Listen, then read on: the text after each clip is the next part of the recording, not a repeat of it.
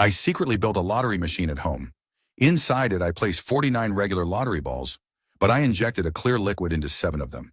My plan was to change their weight just by zero point 0.1 grams, but even that tiny difference would alter how they moved in the airstream. I flipped the switch. A few seconds later, the air blasted through and the 7 weighted balls rolled out perfectly. I looked down at the lottery ticket in my hand. Every number matched. I was only one step away from winning the jackpot. The next thing I needed was the key to the lottery ball case. So I went to see Jerry, one of the staff members, and told him the company needed the keys for a promotional event. Jerry looked nervous and told me he couldn't hand over the keys unless the boss or a government inspector was present. He refused. Furious, I went home and smashed the lottery machine. The next day, I went to a magic show. The magician tossed a ping-pong ball into the audience. It landed in my hands, marked with the number 11.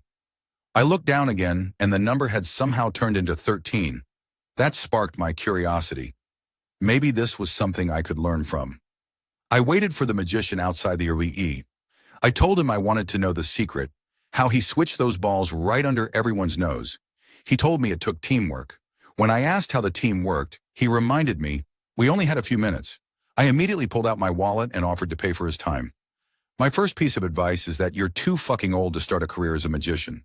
But I'll give you a few tips. The first thing you need to know is that in any trick, the function of your team is the same for everyone.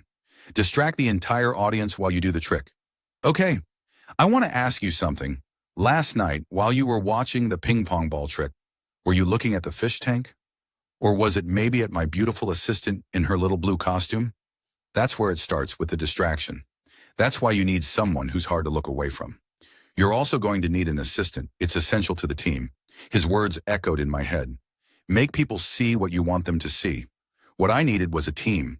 People who could help me pull off the perfect performance in front of everyone. I went to a film studio and pulled Barton and Venus aside.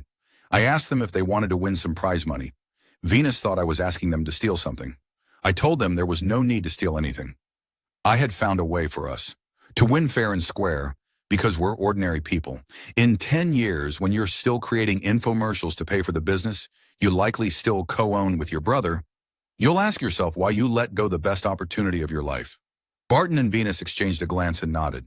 They were officially my first team members, but I was still missed the most important person, the one who would stand center stage and hold everyone's attention. The host, Ellie. Ellie was a single mom fighting for custody of her son. I found her outside the school. She told me she had to rush to an event, so I offered her a ride home. Once we got there, I finally laid out my plan. Do you want to earn 5 million pesos? For next part, comment and don't